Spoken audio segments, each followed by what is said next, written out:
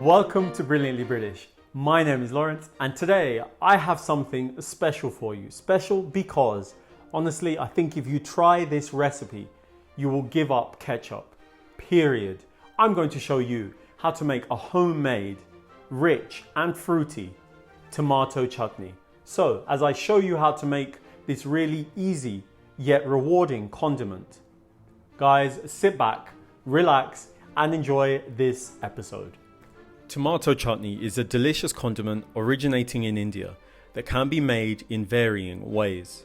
Today, I'll be showing you how to make this sweet and tangy condiment that knocks the socks off of ketchup with straightforward steps. And so, with that being said, to make today's brilliantly British tomato chutney, you will need the following simple ingredients in front of me here.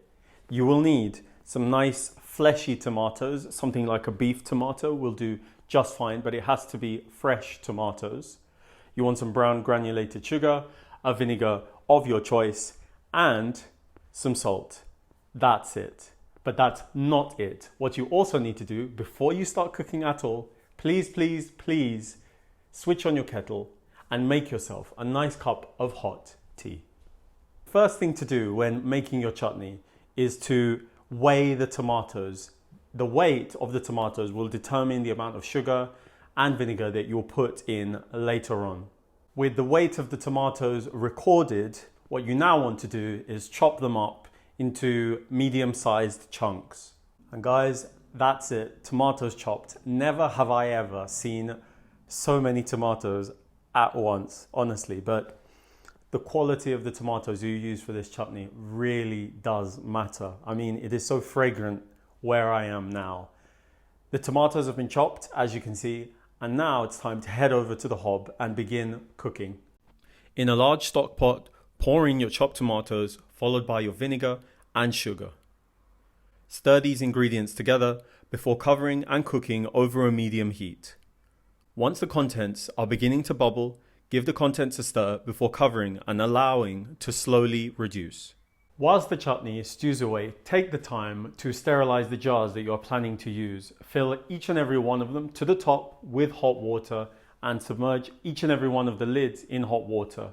Leave them be for a few minutes and then they will be thoroughly sterilized and ready to use when your chutney is made. When the chutney reduces, allowing you to see the bottom of the pot, the chutney should be ready to jar. But just before, season with a pinch of salt and that's it. Done. Guys, you have made a chutney. What you need to do now while it's still hot is portion it out into the jars that you've sterilized and then put the lids on no tighter than fingertip tight, should I say. You don't want to tighten them too much because it will prevent the gases from escaping, and you'll understand what I mean in the next step following this one. To seal the jars, boil them in water in a constant rolling boil for 40 minutes, with the water level being kept a centimetre or two below the lids.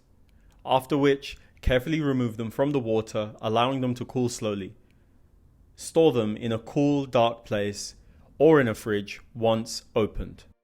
Guys, thank you so much for allowing me to show you how to make another great British condiment. A condiment in particular that will make you, if you go ahead and make it, which you really should, give up ketchup. Not because ketchup is bad. I'm a big advocate of ketchup, but I just think this is so much better and you will have made it yourselves at home.